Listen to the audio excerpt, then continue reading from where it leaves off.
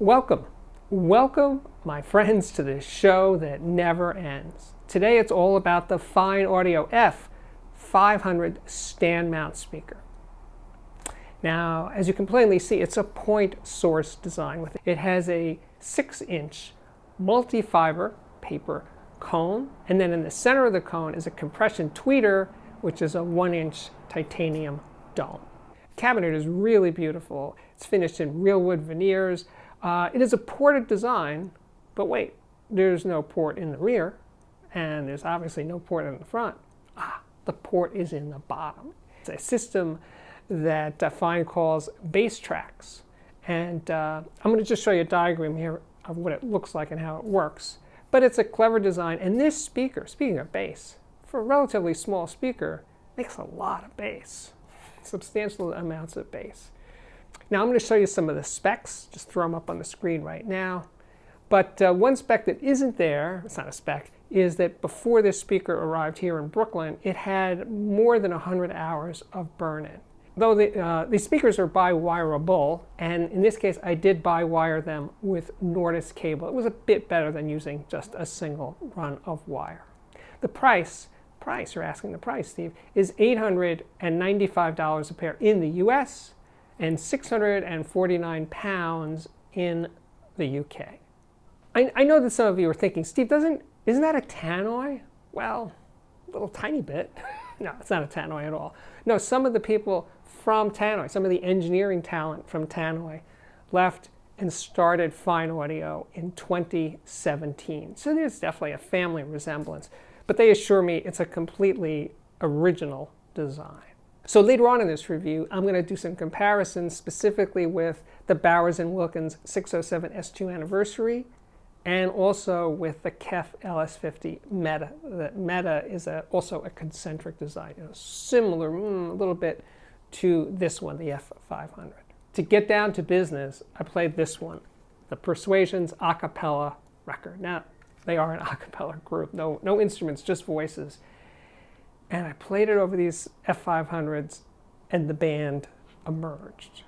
Now, it was live to 2-track. It was a Chesky session, live to 2-track, no equalization, no dynamic range compression, no nothing.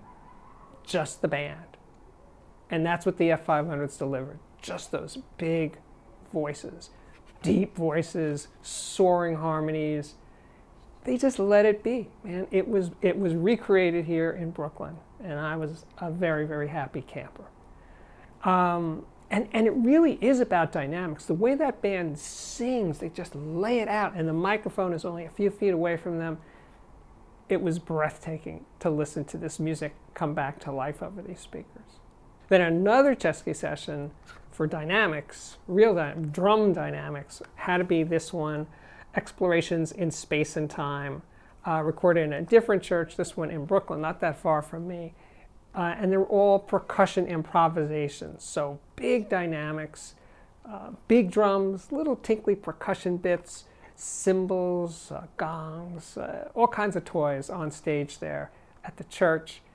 And I was letting these little guys, the F500s, do it. I just kept cranking and cranking and cranking, and they did not complain. They could handle some power. But it was really about this stuff. It's about the tactile quality, the shading of the dynamics, not just that they could play loud.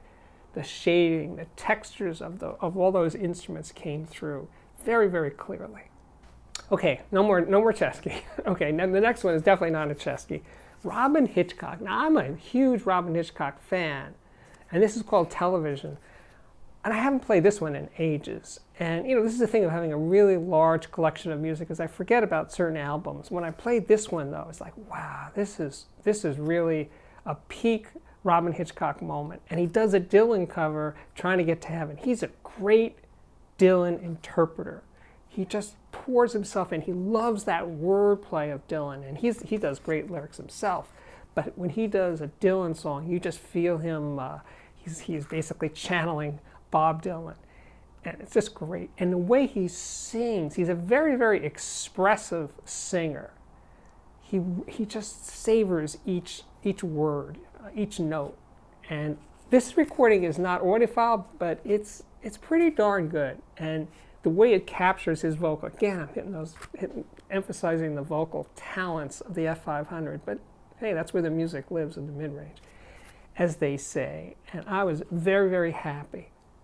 Next up, I just wanted to play something that I knew wasn't a great sounding recording, but it was a fun recording. And it was Jesus and Mary Chain's Stoned and Dethroned. Is that the name? Yeah, I think so. Anyway, it's beautiful music, a lot of guitar distortion, a lot of intentional distortion.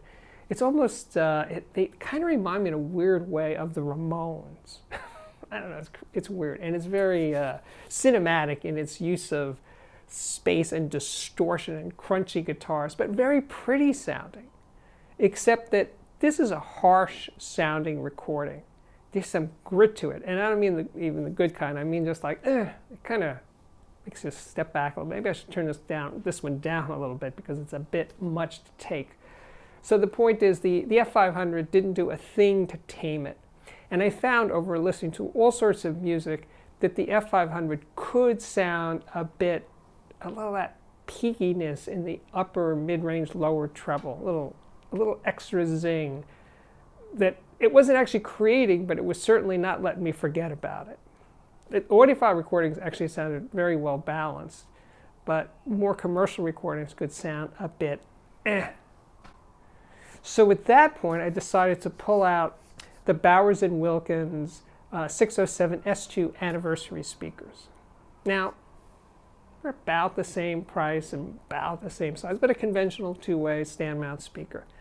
That speaker was a bit more laid back in that brightness area, so it was easier to take Jesus and Mary Chain played fairly loud. But they sounded much smaller, more boxy, not like this kind of, not boxy, but they sounded significantly smaller in their presence, in their room-filling abilities than the F500. The F500 is expansive sounding. The sound just comes out of it because it's a point source speaker, I suppose. But the 607 S2 sounded like a much smaller speaker. Now, in terms of bass weight, they're not that different. I'd give the edge to the F500. And I would say in terms of dynamics and power delivery, 500 was somewhat ahead of the 607 S2. Continuing, pushing forward, I put the 607 S2s aside and I pulled out the KEF LS50 Meta stand mount speakers. And, well, I did for obvious reason. It's also a point source speaker, small speaker. It is about twice the price, almost twice as expensive as the F500. But since they were sort of in the same ballpark as a design, I had to compare them. And I'm really glad I did because, well, the LS50 is a higher resolution speaker, more resolving speaker is an even better way of describing it. There's more detail, more clarity, more openness. It's a very open sounding speaker. Actually, that one needs to be further out into the room than the F500 does. The F500, for some reason, I don't know why, because you know me, I like to have speakers out from the wall. But with the F500s, they wound up being about 10 inches away from the wall behind them. But in terms of bass, oh yeah, so I was playing this one, Bob Marley in Dub Volume 2. What a great mix. I don't think he made this record. I think these are mixes that were done after he passed. The low end of this speaker, the LS50 Meta, was kind of shocking because it had speed, it had definition, agility. It was a very quick sounding speaker from bottom to top. And the F500, by comparison, was a bit softer and slower. It just couldn't keep up with the pace of the LS50 Metas. The Meta's bass was also had like more slam to it. It's funny because it's a 5-inch speaker, a very small cabinet, but it did have just more grunt to it, more slam. That's the best word for it. But you know, the F500 wasn't that far behind. I think we've done it. Today I have explored the limits of the Fyne Audio F500 stand mount speaker, and you know what? I think it's pretty cool for the money. As I think I said way hours ago, it seems $895 a pair. Yeah, I should spend some time in the future, I don't know how much far future, but I should spend some time with some of their higher end stand mounts or tower speakers. We shall see how that all plays out. Anyway, my name is Steve Guttenberg, and this continues to be the Audiophiliac Daily Show. If you like what I do on this channel, please consider subscribing to the channel. Just hit that button right down there. Oh, and when you do, the little bell thing pops up, and you got to click on that bell to be notified every time there's an incredible new episode of the Audiophiliac Daily Show. But you should also, if you're the curious type, please check out my Patreon, which can be found at patreon.com/audiophiliac.